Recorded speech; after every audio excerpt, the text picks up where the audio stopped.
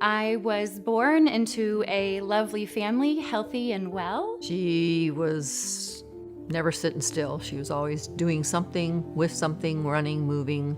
She was very outgoing, very active individual. At the age of 7, I went to the emergency room for stomach discomfort.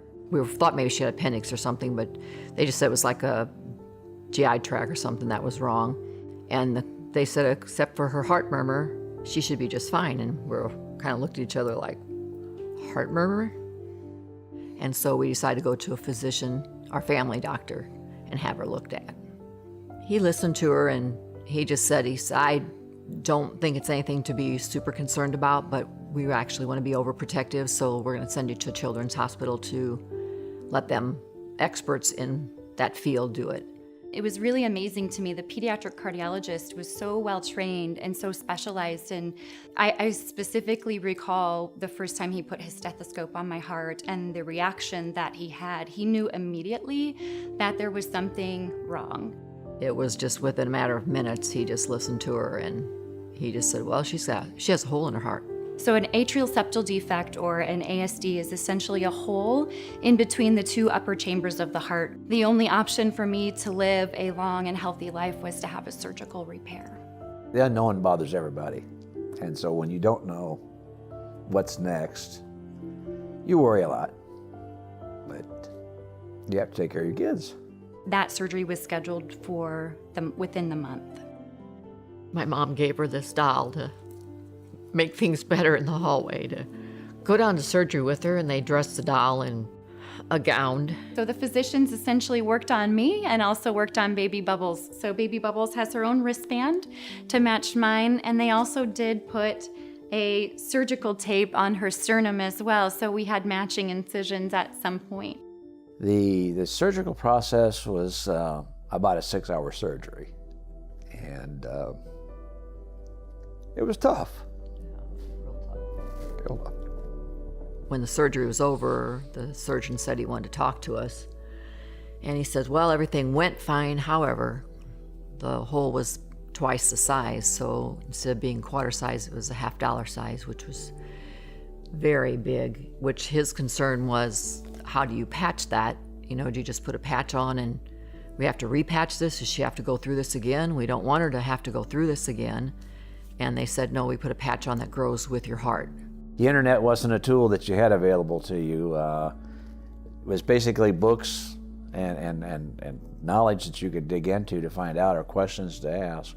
And the only resource that they were given to help them understand was this book by the American Heart Association. So my ties to the American Heart Association date all the way back to this book, because I think this gave my parents the information and the understanding that they needed to feel comfortable.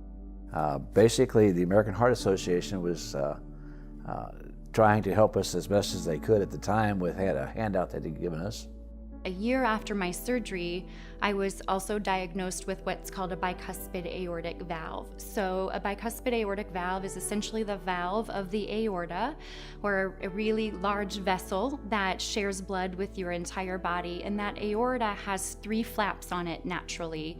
And I was born with only 2 flaps. So essentially what that means is when my heart beats, the 3 flaps, because the 3rd one isn't present, my aorta doesn't close fully, so I have a deficiency in that valvular area. So we weren't really sure at what point that would need to be repaired, though it's very likely and still remains very likely that will have to happen. So in the meantime, there was no limitation. I can still go and do and be all of the things that I want to go and do and be.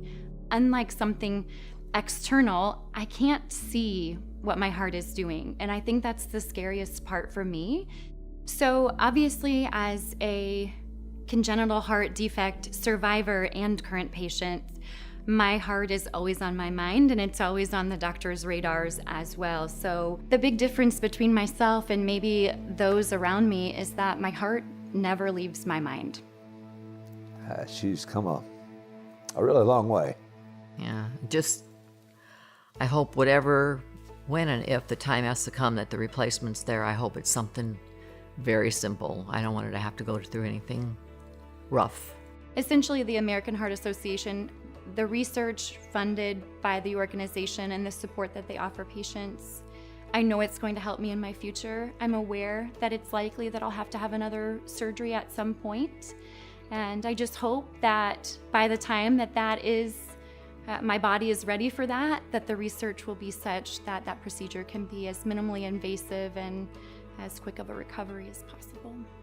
Thankfully for that ER physician and speaking up when he did hear something abnormal, and thankfully for my parents who took the initiative to get further consultation from me, and thankfully for the physicians who took the time to evaluate me, I'm in a position where I'm here to share my story.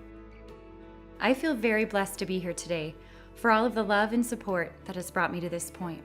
It is my mission to take the best care of my body and my heart so I can enjoy many more years with my family.